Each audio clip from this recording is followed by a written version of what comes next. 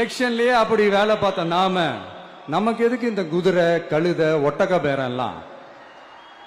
மக்களின் பக்கம் அப்படி இருக்கும்போது நமக்கு எதுக்கு இந்த பேரெல்லாம்?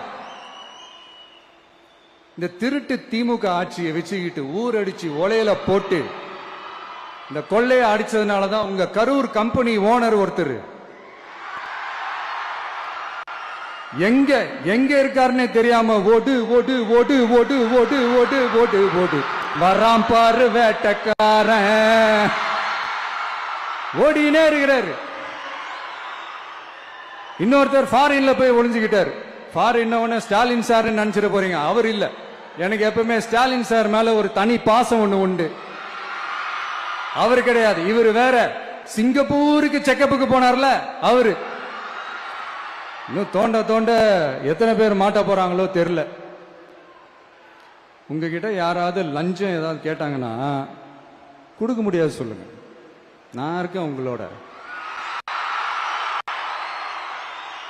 அப்படியே யாராவது போர்ஸ் பண்ணாங்கன்னா இது எங்க மகன், எங்க புள்ள, எங்க அண்ணன், எங்க தம்பி, எங்க விஜய், எங்க விஜயோட ஆட்சின்னு ஸ்ட்ராங்கா சொல்லுங்க. மக்களே, நீங்க கூட இருக்கும் போது லஞ்ச ஊழல் மட்டும் இல்ல, அதிகாரத்தை வச்சு ஆட்டம் போடுற யாரா இருந்தாலும் அடங்கிடுவாங்க. இந்த கடமை கண்ணியம் கட்டுப்பாடுன்ட்டு ஒரு காலத்துல கொள்கையோடு இருந்த கட்சியெல்லாம் இன்னைக்கு எப்படி இருக்கான்னு உங்களுக்கே தெரியும்.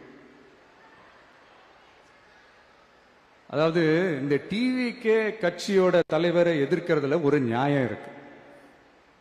ஏன்னா உங்க பொழப்புல மண்ணள்ளி போட்டான். என்ன இந்த ஊழல் லஞ்சம்லாம் பண்ண மாட்டேன்னு சொல்லி உங்க அரசியலே ஒரு தெருமுனைக்கு கொண்டாந்து விட்டான். மக்கள் வேற அவனை தான் நம்புறாங்க. சோ இந்த விஜயை எதிர்க்கிறதுல ஒரு அரசியல் நியாயம் இருக்குது, அது புரிஞ்சுக்கலாம். ஆனா இன்னைக்கு இந்த விஜய மக்கள் ஓட்டு போட்டு ஜெயிக்க வச்சு ஒரு தீர்ப்பை கொடுத்து மக்களுக்காக வேலை செய்யறதுக்காக முதலமைச்சரா உட்கார வச்சிருக்கிறாங்க. என்னமோ இன்னமும் நீங்க தான் ஆட்சியில் இருக்கிற மாதிரி. விஜய் கரூருக்கெல்லாம் போக கூடாது, விஜய் இங்க போக கூடாது, அது செய்யக்கூடாது, இது செய்யக்கூடாதுன்னு எனக்கு புரியலையே.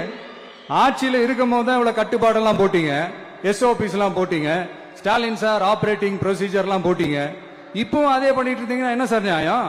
இல்ல நான் தெரியாம தான் கேட்கிறேன். இன்னும் கனவுலயே இருக்கிறீங்களா? முதல்ல முழிச்சு வாங்க, ரியாலிட்டிக்கு வாங்க. உங்க ஆட்சி எல்லாம் வீட்டுக்கு போய் டிவிக்கேன்னு ஒரு ஆட்சி வந்து ரொம்ப நாள் ஆச்சு.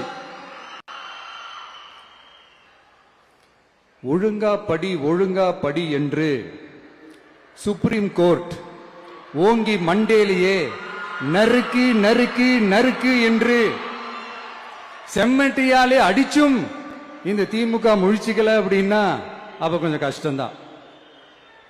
வெற்றி தோல்வி எல்லாம் அரசியல சகஜம் சார். அதுக்காகலாம் வெறி பிடிச்சி இந்த பதவி வெறி பிடிச்செல்லாம் அலைய தேவையில்லை. நல்ல விதமாவே சொல்றேன், நியாயமான அரசியல் பண்ணுங்க. ஓ, அதுதான் உங்களுக்கு தெரியாதுல்ல.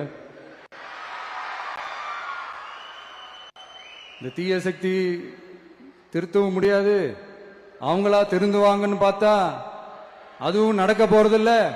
அதனால வரப்போற இடைத்தேர்தல மக்களே இந்த தீய சக்தி திமுகவை நல்லா வெச்சு வெளுத்து விடுங்க.